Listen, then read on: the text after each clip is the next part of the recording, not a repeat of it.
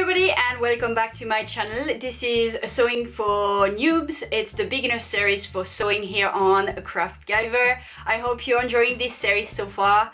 I'm having fun making it and I'm really hoping that you are learning loads and you are starting to feel more confident with your sewing machine. Today we are going to see how to use the sewing machine, because it's not only one thing to know how to thread the machine, it's another to know how to use it. So hopefully I can give you some tips and tricks so you can be more confident with your machine. And one thing that you will need is a bit of cotton fabric of some sort. So I'm recycling one of my boyfriend's shirts, and these are really good. Cotton fabric is a beginner's friend when it comes to sewing, and just double up your fabric like so. It's always easier with 2 layers than 1. And today what we're going to do is a little exercise. As you can see, we have little things done here. That's how I learned how to sew, and I've been racking my brain to find a way to show you how to practice, and this is by far the best one that I've ever come across. So what you're going to need is 2 squares or rectangles of fabric, and you're going to draw some lines, so some at the right angles, 1 or 2 or 3, whatever you want, with a curve, and something with a steeper curve, so you will learn the principle on how to place your hands and stuff like that with sewing machines. Alright, so let's get going. If I'm a bit bouncy, sorry, I moved from using a chair to a yoga ball for my desk and for my sewing, because it's a lot easier on my back. So you're going to see me use that. But it's not a must-have. I just find it to be a lot easier for me. So if you're using a chair, don't worry, it is not, it's good. Alright, let's get going. Alright, so first thing first, posture. You will need to sit right in front of your sewing machine, the machine at your level, not too far away from you, and you need to stand straight. I'd rather say that now, because if you do take a bad position, it's going to get painful very quickly. So now for hand position and movement. So I'm going to use a scrap of fabric and I'm going to place it on my machine. I'm going to put my foot down and make sure your needle is down. I forgot to do that clearly.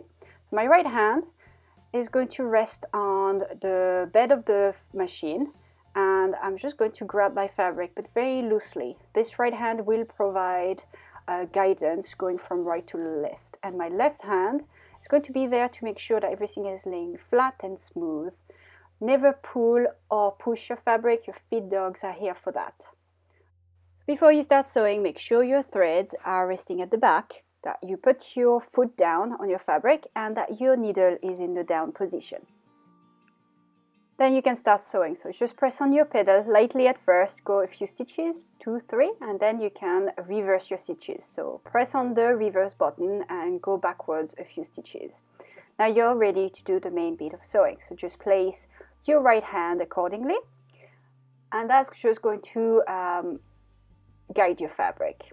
As you can see, my left hand is keeping everything nice and flat, and it can help out on moving the fabric from side to side if the curve gets a bit stiff. So you can practice doing some curves if you want to. And once you're done, all you need to do is lock your stitches in place again. So just go back a few stitches with your reverse button so it won't unravel.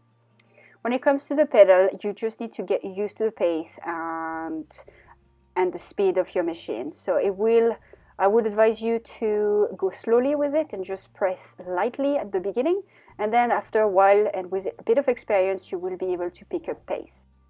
So one term you're going to hear very often is seam allowance. So basically a seam allowance is the distance between your raw edges to your sewing line, and for that you will need to use your seam guidelines that you will have on your sides.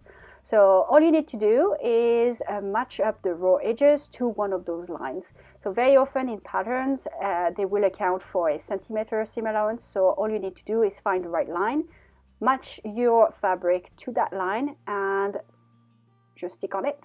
When you're sewing, then you're going to have a look. You're going to look only at that line and not at your needle. So now you can take your little exercise square of fabric that you've got ready. You should have some lines drawn on them.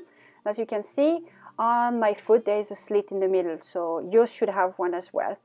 What you're going to do is, what's going to happen is anything that is visible through that slit is going to be hit by that needle. So that's going to be your guide. You're going to start your sewing by locking your stitches in place.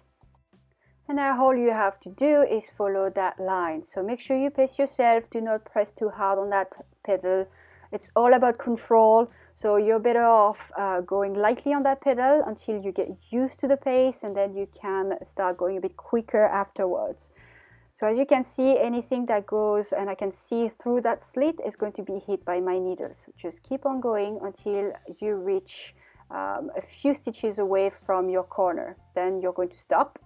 Then we're going to do what we call walking our stitches. So you're going to do your stitches with your hand wheel, and you're going to keep on going until you reach that corner. When you do, keep your needle down.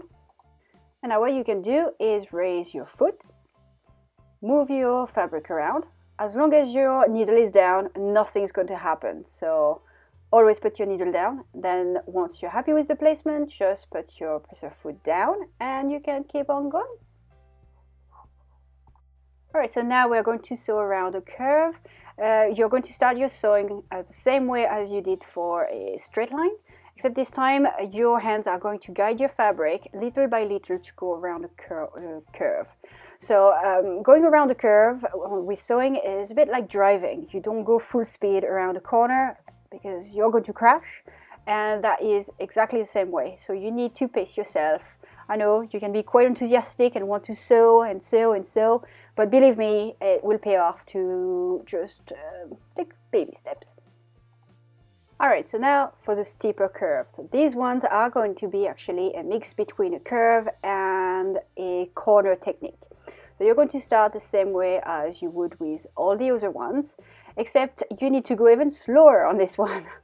And every time it starts to be a bit too steep, what you need to do is stop sewing, keep your needle down, lift your foot and move your fabric so it goes back into place. So it takes a lot longer, but if you go too quickly, you're going to go off path. You're going to see that on my one later on. And all you need to do really is keep your needle down, lift your presser foot, move your fabric, sew, and repeat that step over and over and over again until you're out of that rough patch, basically. And that's how it looks like. So as you can see, this little dip there is where I went a bit too quickly over it, so you really need to take your time. So that's it for this video. If you enjoyed it and you learned something, please do leave a thumbs up. You can always subscribe if you want to be notified when a new Sewing for Newbs video is going up. And I'll see you in the next video. Bye!